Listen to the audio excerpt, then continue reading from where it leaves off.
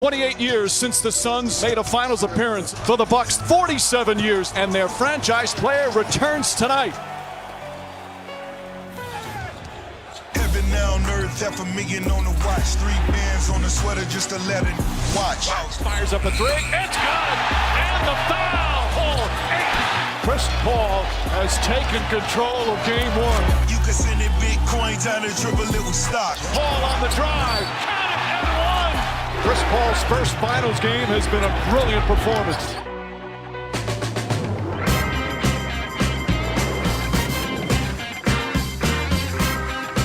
He's Jalen Rose. I'm David Jacoby. We are Jalen and Jacoby. Tell the people what it is we do. We get the people what they want. Joining us later on in the show, O'Shea Jackson, better known as Ice Cube, will get his thoughts on the NBA Finals, the Lakers offseason, and much more.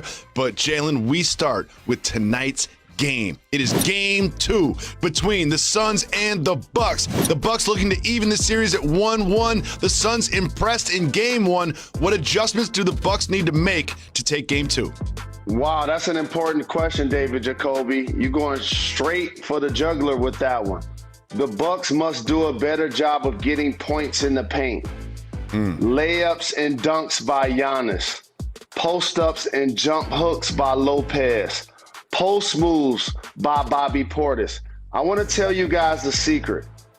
Sarge is going to be out for the series. He has a knee injury. DeAndre Ayton has been fantastic this postseason. It's been a coming out party. But you know who their backup center is? Frank Gαμεm. You got to find a way to get DeAndre Ayton in foul trouble. You have to continue to attack him. You got to continue to make him work. And also, where's Jrue Holiday? You know how much I'm a fan of his game, and I know that's one of your favorite players. He's going to bring defense, and you pay attention to both ends of the floor. I don't. He's going to get assists. That's awesome. But you know what they're going to need? His points. The big three of Phoenix had 81 in game 1. They're going to need Jrue Holiday to score the ball. And for anybody out there that's saying, oh, Giannis is back, that's going to affect his productivity. No, it's not. No, it's not at all. They can do actions together. He can do one-on-one actions on either side of the floor. He has a post game for his size. He just has to be aggressive. Those have to be the adjustments. Points in the paint for the Bucks and aggression by Jrue Holiday. Jalen, you brought up a really good point that I think is going over a lot of people's heads. Dario Saric is no longer available. Now, Dario Saric is not a huge household name, but he is a contributor for this team, and he's not going to be available for the rest of the series, and that could impact them. And when you talk about getting Ayton in foul trouble, that's what I thought that Jokic would do. That's what I thought that Giannis and Lopez would do. He, for a young player, does a really good job of not getting in foul trouble. But again, if they can get him off the floor, you're going to see a lot of Frank Kaminsky. And if you get him off the floor, you don't have that roll man that he's really turned into in his professional career. And when we're talking about the pick and roll, that to me is one of the biggest adjustments. When you look at the numbers of how the Bucks have guarded the pick and roll, whether or not they have dropped or whether or not they have switched, it seems like the more they switch, the more they get cooked when you look at the numbers. And again, Chris Paul is playing with his food in this pick and roll. He kind of just gets whatever he wants to wherever he wants, specifically that elbow jump shot that he loved, his little pet shot. He's been hitting threes in game 1, but you made a good point yesterday. You know I don't like to compliment you. You got to turn him into somebody that finishes at the rim.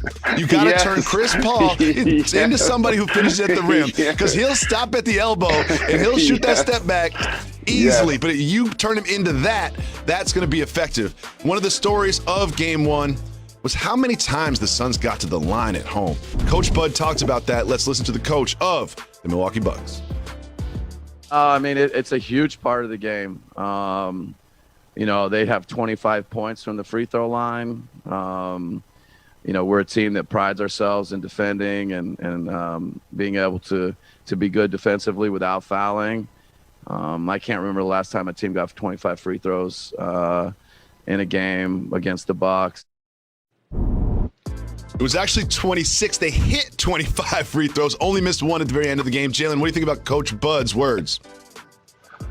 I'm going to quote Uncle Chuck D. And by the way, Ice Cube is joining us. And do you realize the Bomb Squad and he produced Ice Cube's first album, America's Most Wanted? So what Coach Bud is describing, you see so many analysts like yourself, Jacoby, that are talking about how pick and roll coverage is being instituted, whether they're switching or whether they're dropping. Let me give you the B side of that. The B side of that is they do that to not send the team to the free throw line. That's the whole goal. See, most people are only paying attention to the ball handlers, either points from 3 or from mid-range.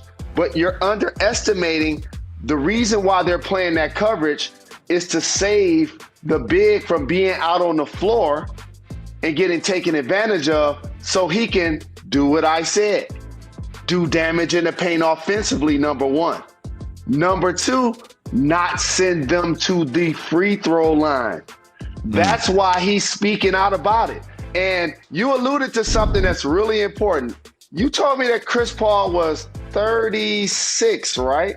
Yep. Let me tell you what happens when you get old and you're playing basketball. 2 things you don't want to do: drive and be athletic and finish at the hoop in traffic. And the other thing is fall on the floor. Those are 2 things you don't want to do. Trust me. And in all of these highlights, you're not seeing Chris Paul either have to drive to the hoop or fall on the floor. And Bobby Portis, let me teach you something. There's a term at the park, Jacoby, you're going to love this. It's called you reach, I teach. Who taught you that you was going to be at the 3-point line and you was going to rip CP3? Slapping the floor, slapping the floor, like up in his pocket, 30 feet from the basket. Let me give y'all some inside basketball, okay?